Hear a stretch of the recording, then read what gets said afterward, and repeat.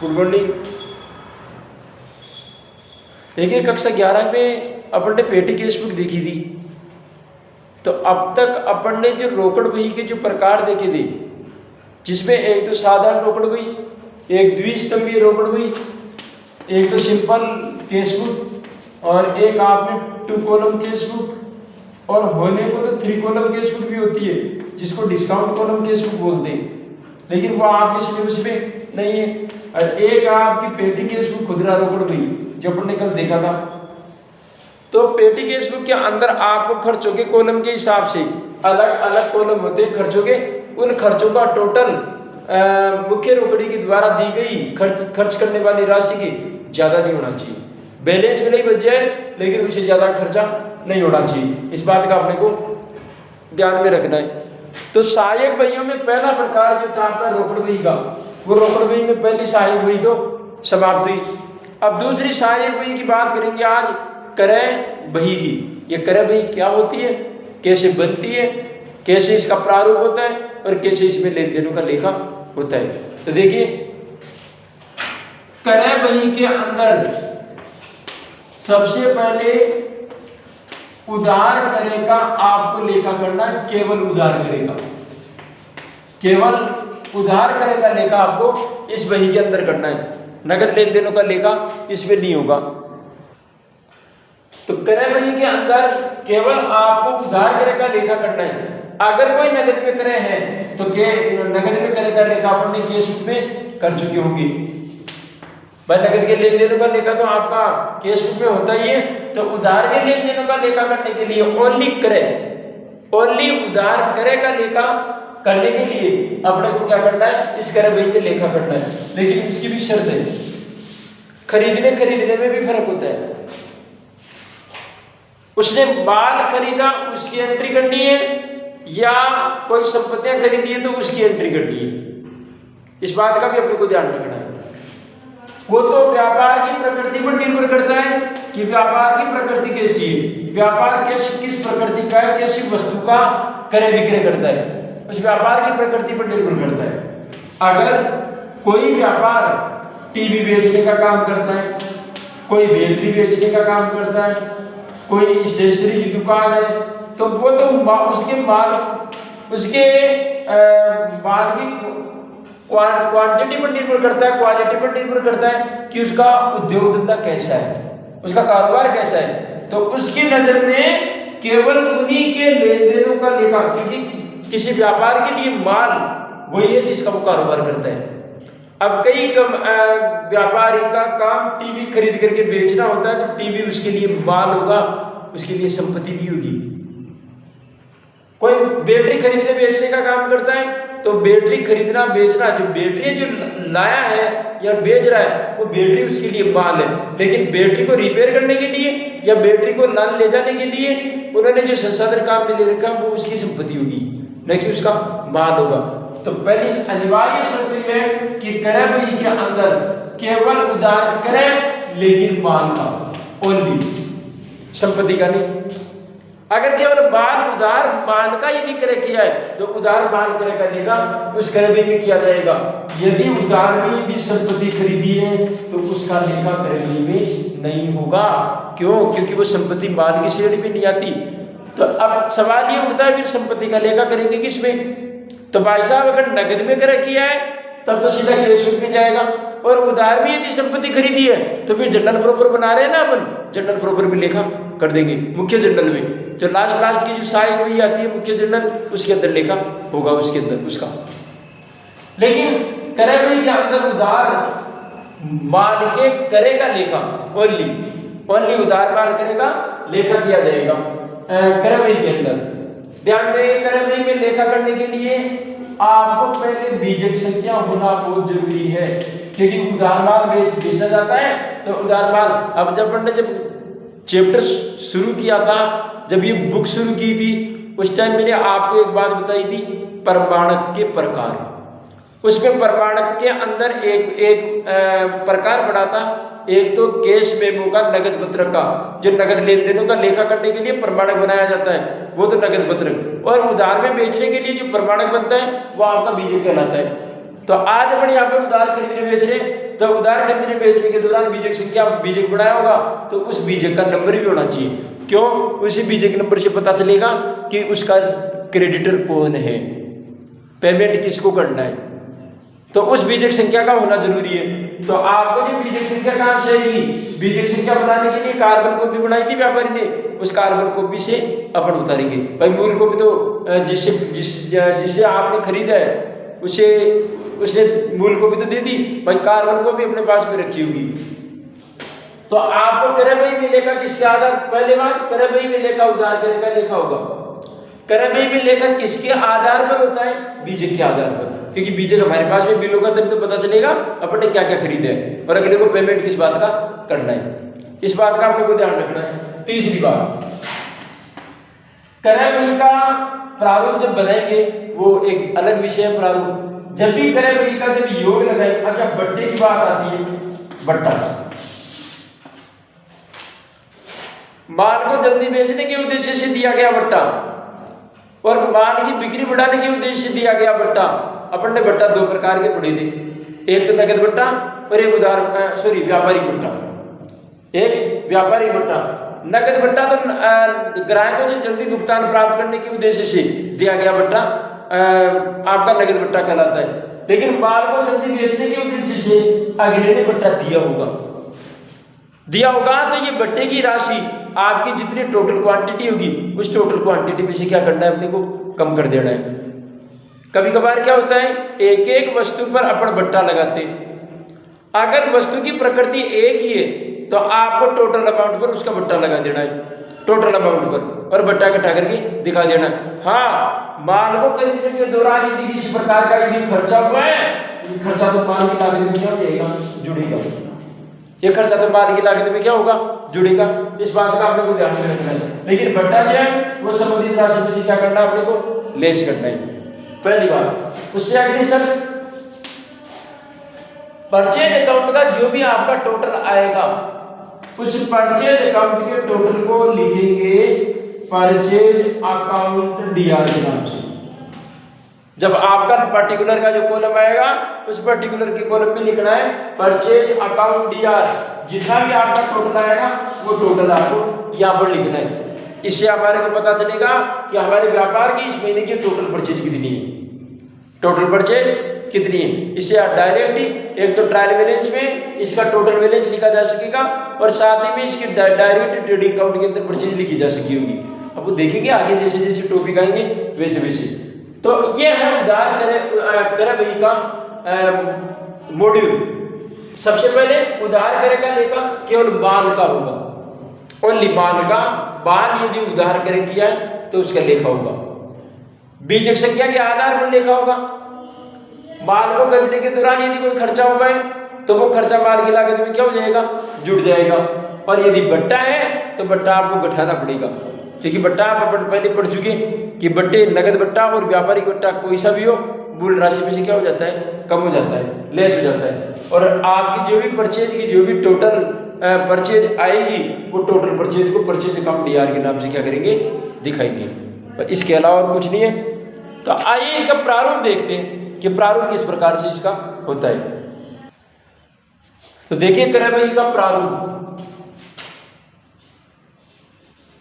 यहां पर लिखेंगे परचेज बुक और यहां पर आपको व्यापारी का नाम लिखना है। यहां पर क्या लिखना है, व्यापारी का नाम। उसके बाद देखिए इसका प्रारूप कैसा होगा, इसका प्रारूप। अब इसके आपके किताब के प्रारूप में, इस प्रारूप में थोड़ा सा आपको भिन्नता मिल सकती है, लेकिन प्रारूप आपको यही बनाना है। पहला जो कॉलम, इसमें डेबिट क्रेडिट कुछ होता नहीं है। पहला जो कॉलम होता है वो डेबिट का कॉलम होता है। दूसरा जो कॉलम होता है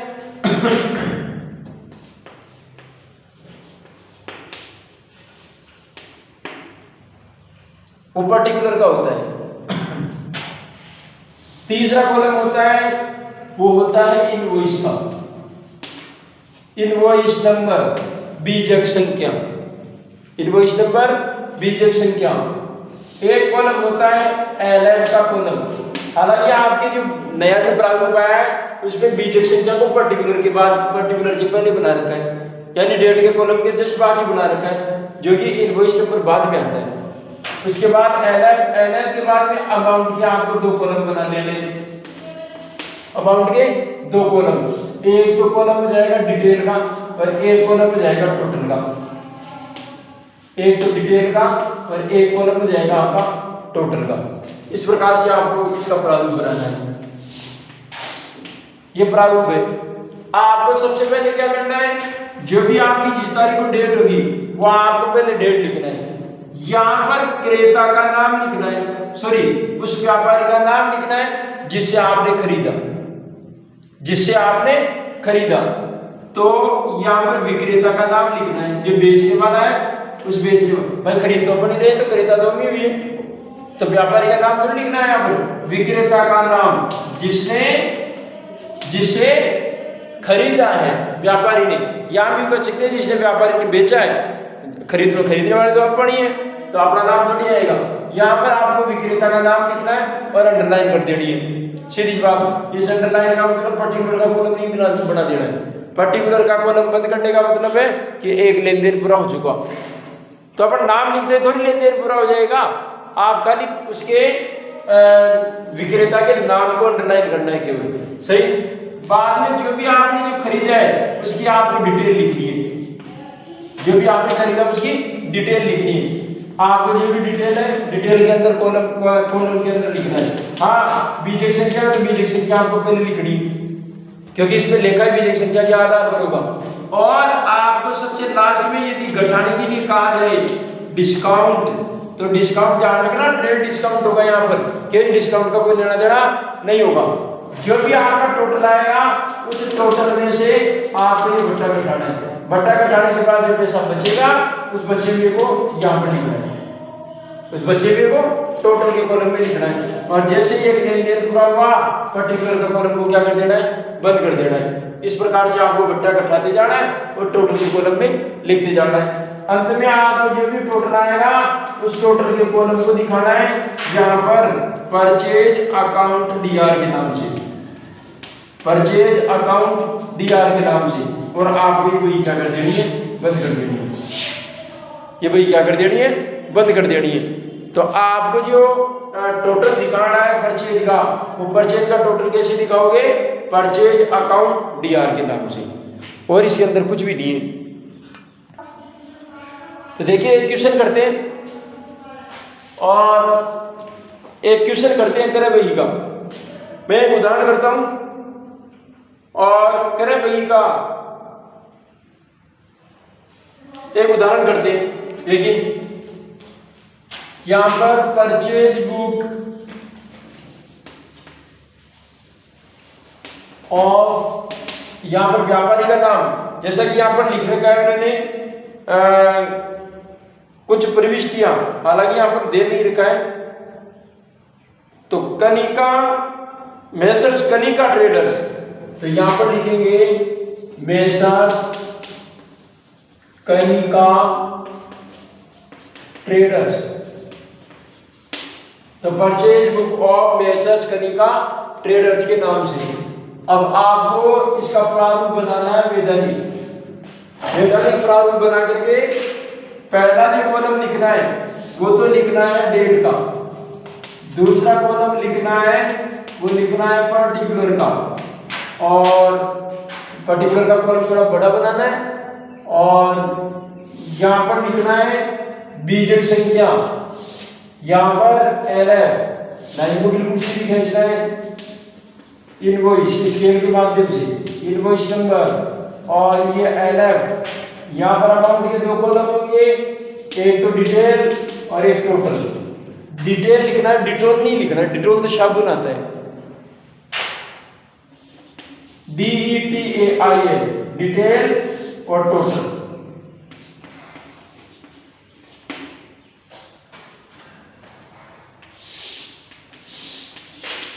देखिए मैं लेन देन पढ़ता हूं। पहला लेन देन क्या कहता है, 4 अगस्त 2017 को खरीदा था, तो 2017 4 अगस्त को खरीदा, वो भी किससे? मेसर्स नीमा इलेक्ट्रॉनिक्स से। तो सबसे पहले मैं लिखूंगा ऊपर मिस्टर मेसर्स नीमा NEEMA नीमा इलेक्ट्रॉनिक्स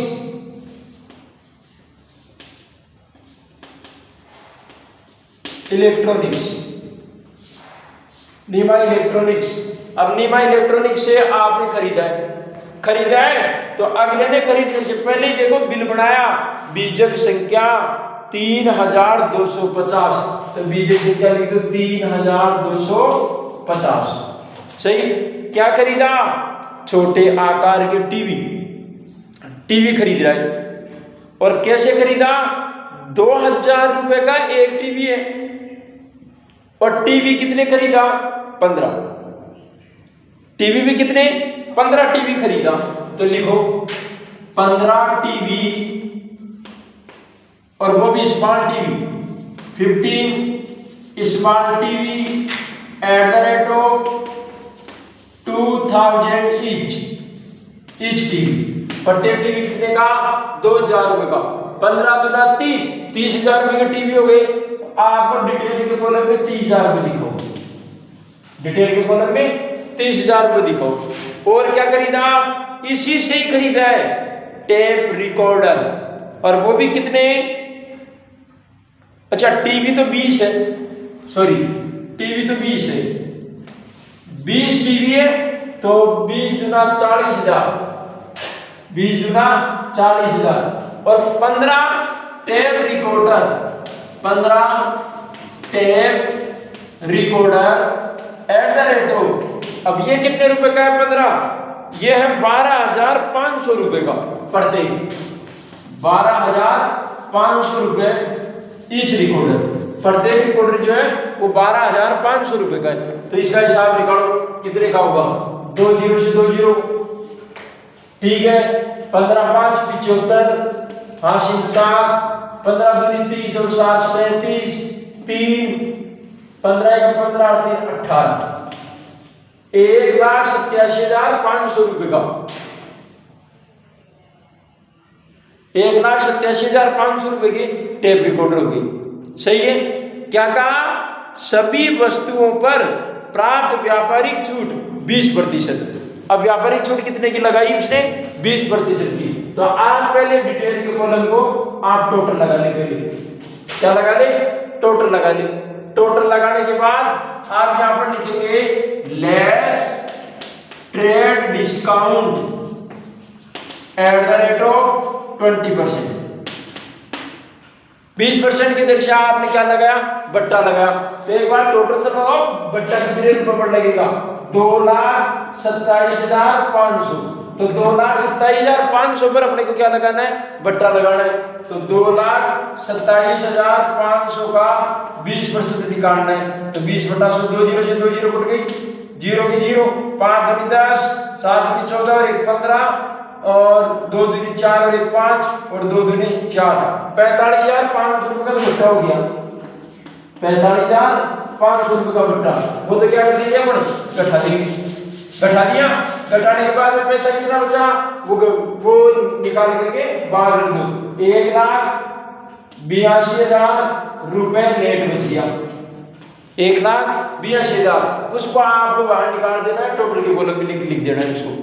सही है। जैसे ही एक लेन देन पूरा हुआ, एक लेन देन पूरा होते ही आपको इसको बंद कर देना है पर्टिकुलर के कॉलम में। इसका मतलब एक लेन देन पूरा हो चुका। 2,27,500 का जो बाल खरीदा था उस पर 45,500 का डिस्काउंट दे दिया। अब वास्तव में जो नेट परचेज है वो 1,82,000 है। अब अगले को जब पेमेंट करेंगे तो पेमेंट कितने का करेंगे? 1,82,000 का। सही है। अगला देखिए एक लेन देन और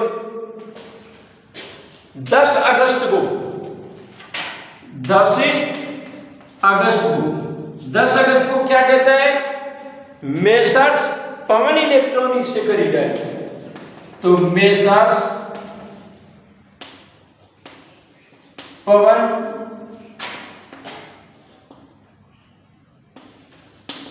इलेक्ट्रॉनिक्स, मेसर्स पवन इलेक्ट्रॉनिक्स से खरीदा है। क्या खरीदा? खरीदने से पहले बीजक बनाया होगा, बीजक बनाया, बिल्कुल बनाया। 82,60। तो यहां पर लिखेंगे 82,60। सही है। आगे चलिए, कितने क्या क्या खरीदा? 10 तो वीडियो कैसेट खरीदी है, 10 video cassette at the rate of 150 प्रति कैसेट, 150 रुपए पर कैसेट, ईच कैसेट। तो कितने हो गए? 1500। तो 1500 रुपए डिटेल के कॉलम में दिखा देना है। और क्या किया?